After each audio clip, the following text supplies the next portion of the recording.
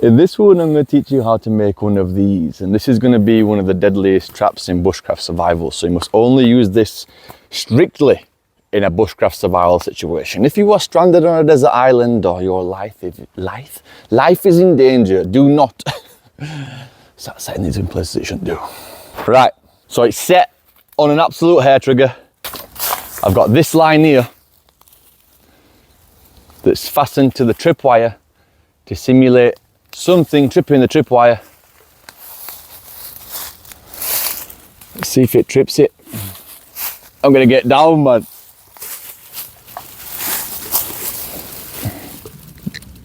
Grenade! This trap is extremely dangerous, so you must use with extreme caution. Never ever put yourself in front of the trap, always remain behind the swingy arm. I must reiterate that. And while you're figuring out how to make them, only make a weak version of it and do not put any barbs on it. Right, so the first thing you're going to want to do is find yourself a nice thick branch, about something like half the thickness or the thickness of your wrist. How thick the branch is going to directly correlate to how powerful your annihilation swing is. And you want to take a stick or a small tree that's from an overcrowded piece of woodland so that you're not, wrecking the wilderness. These trees need thinning out anyway, so I'm going to take this one. Get your saw.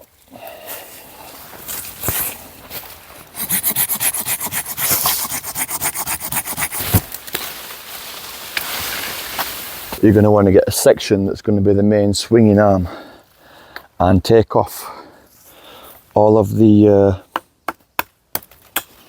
little branches.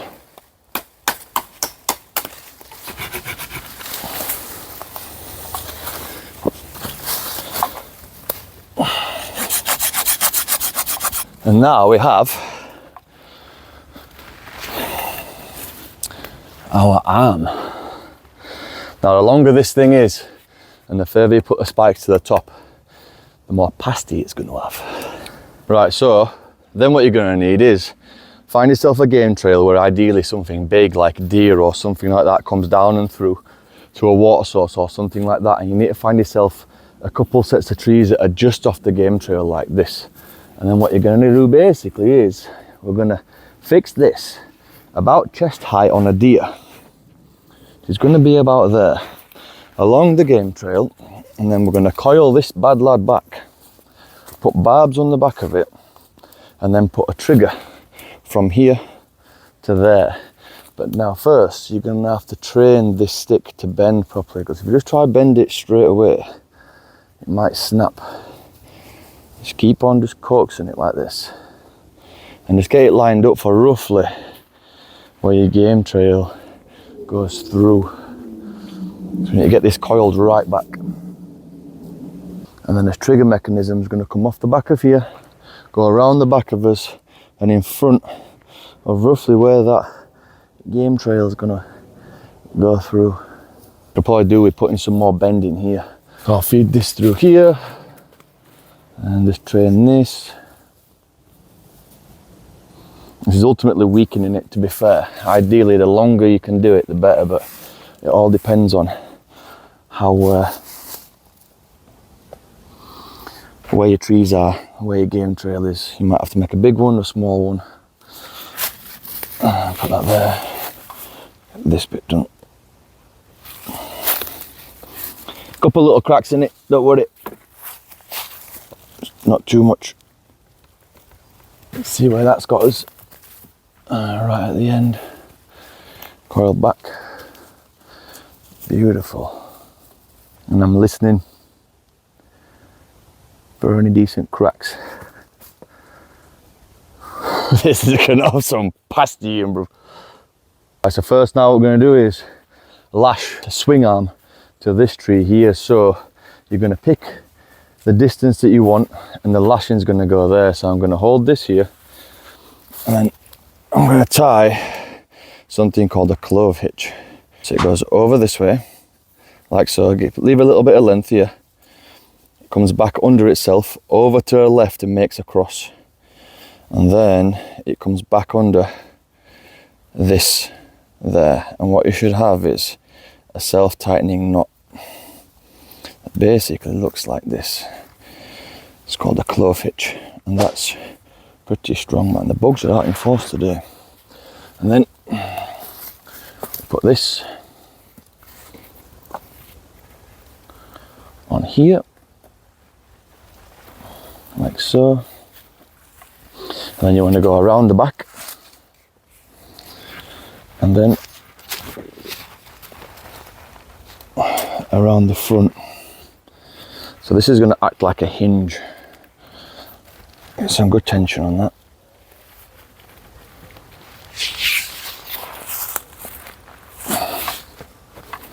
And then around under here, and then back over here.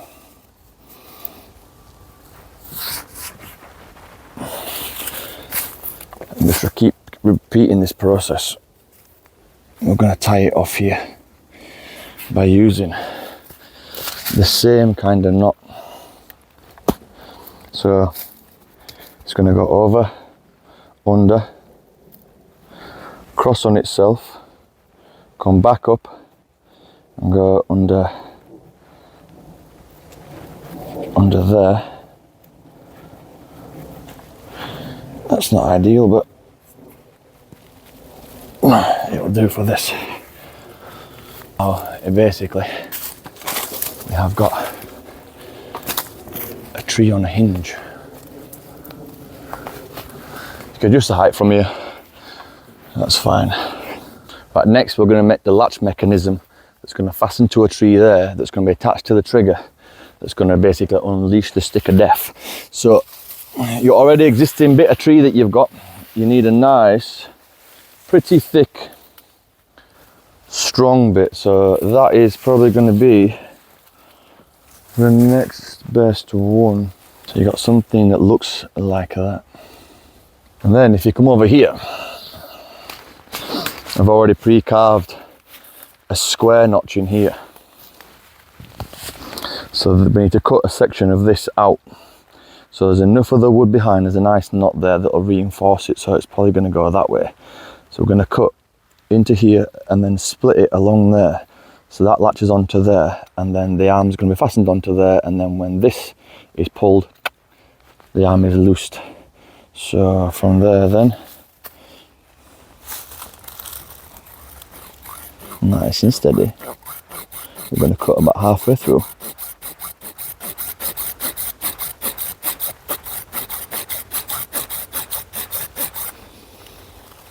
Like that.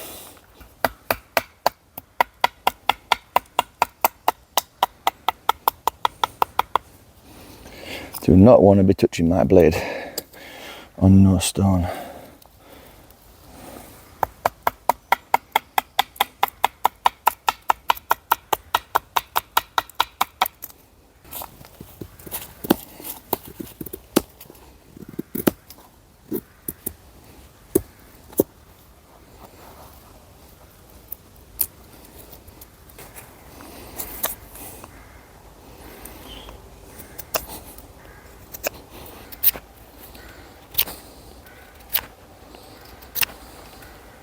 So once you made a trigger, it wants to look like this, and I've carved two little notches in the end there and put a slip knot on the end, so it's going to pull like that.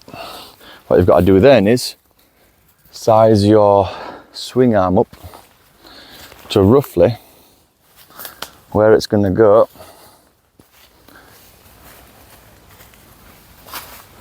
so it can attach on to its trigger. So hold that there, pinch that off there, and then I know that this now has got to wrap over and put a bit more on, a bit more pasty under, and then back under this one. So basically another clove hitch, strong bite on it, and then all I'm going to do then is secure this off by wrapping the rest of the cordage around, and then we're ready to see if the trigger will work.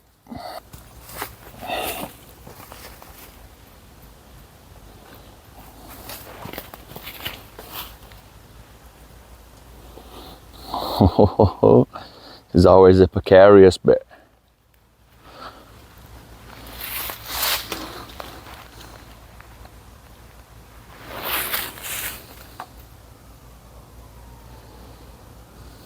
How sensitive? Very. Right, so I've got this set up roughly the height of something's chest, say a deer or something like that. So I'm going to put these very blunt sticks on here like so. But to start off with, because these will just rotate around if I don't basically lash it on properly, so you put a stick behind it, lock that in place. My main one is going to be in the middle.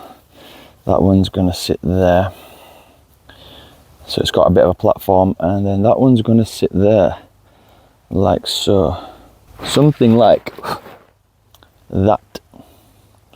And then what I've got to do now is lash in between and lash all of this together.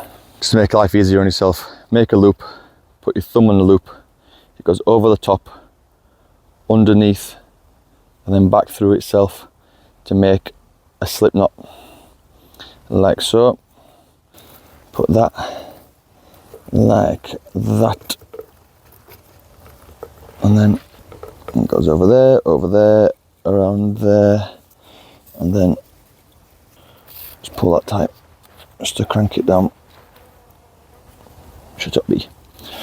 And then, because now it's pulled off to one side like this, I'm going to straighten it and go over, under, put that forwards a smidge as well. You need plenty of cordage for this, and form an X. And the more of these other sticks that I put on, the stronger this will become.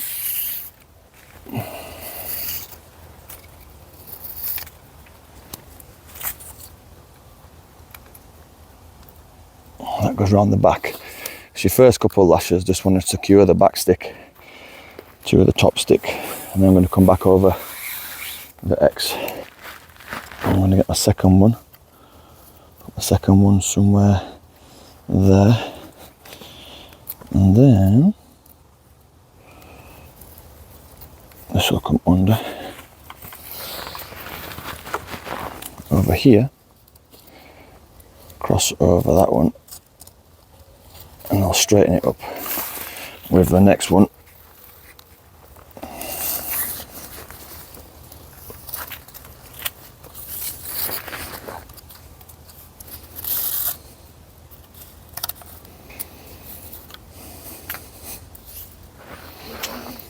So it'll be this one now that'll put the angle on it for where I want it. Might have them both facing, yeah, like there. So now this one.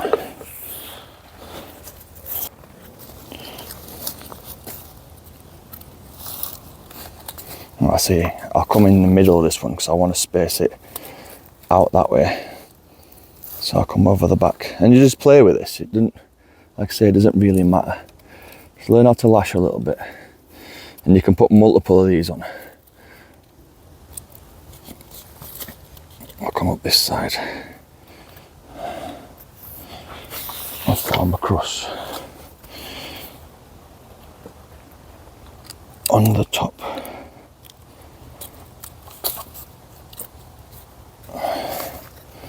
Space them out on them before I really lash them all down. I'll fan them out a bit actually. Bang. Face.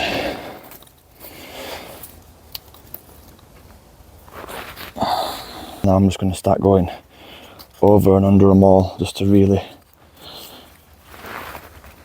lash these things in.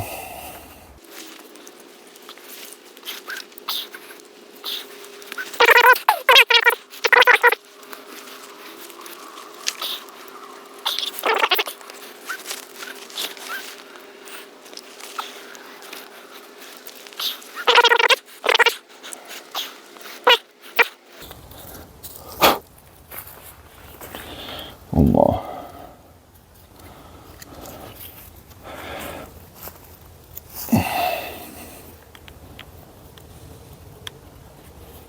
That ain't going nowhere.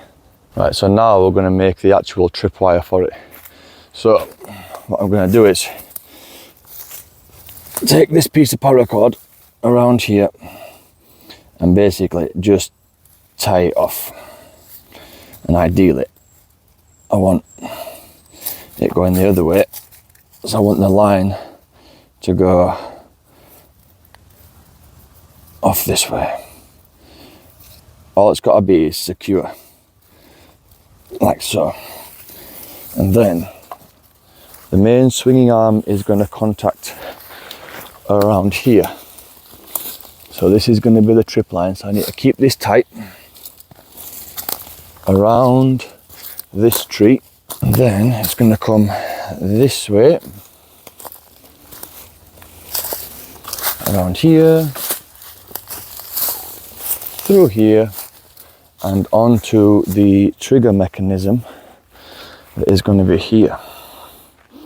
Now I need to maintain this nice and tight, so I'm going to have to tie a very specific knot on here to maintain the tension. So once you've got your trip line nice and taut, we're going to load it and we're going to put this thing on a hair trigger. But to do that, I need the exact amount of tension nice and tight. So I've already put the little hook on the back. So what I'm going to do now is measure this very gently and then take it off. And I'm going to come over and to the inside twice, and then back under to the outside once, and then have it like so. So basically it's a taut line hitch, like so. And now what this will do is I can adjust this line up and down to get it as tight as I want to maintain tension on the line, and it will maintain the tension. So I pull this there. So if I was to put that on there now,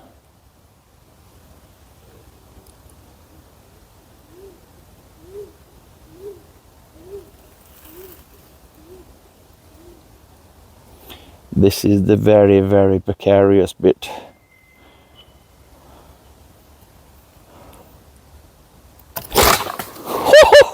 Right, we'll try this again, man. That's how sensitive this thing is. I'm going to put a bit less on it this time because that was seriously sensitive. Hold that there. Let it settle. So as you can see here, the trigger mechanism, the line goes all the way around the back, all the way around this tree, and the game trail is there. I ain't going past this because them things are primed at that. So anything breaks that line, it's going to get gaffer and cooksened like a deer. Right, so now to test out the tripwire and how sensitive it is. I've got this attached to this line that goes all the way around there, and then which is fastened to the trigger mechanism, which is there, that goes on this tree. So something breaks the line, the barb swings forwards, and kapoosh. So we're going to see. I put a bit more pasty on this as well now.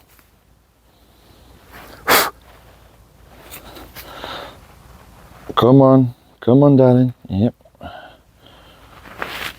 Right, that's fixed in place.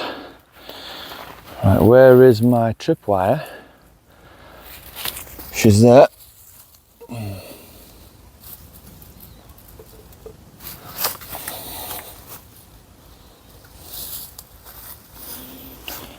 get that to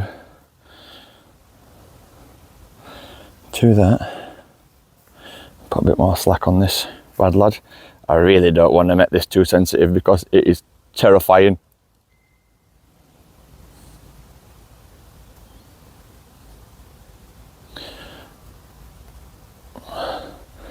Literally the weight of the line can set this thing off. Right, get back deck. Oh, it nearly went then. Right, there's ideal. Right, so it's set on an absolute hair trigger.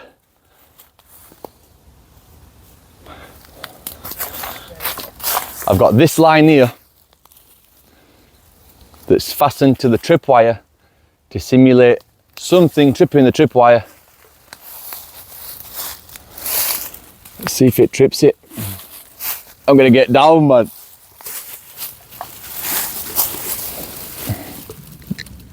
Grenade!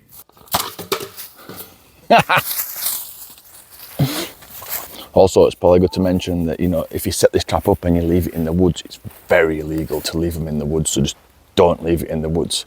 I'm just leaving, and I've dismantled all the barbs on it and everything like that, so it's like it was never here. Oh yeah, and that's my cameraman, Shreddy.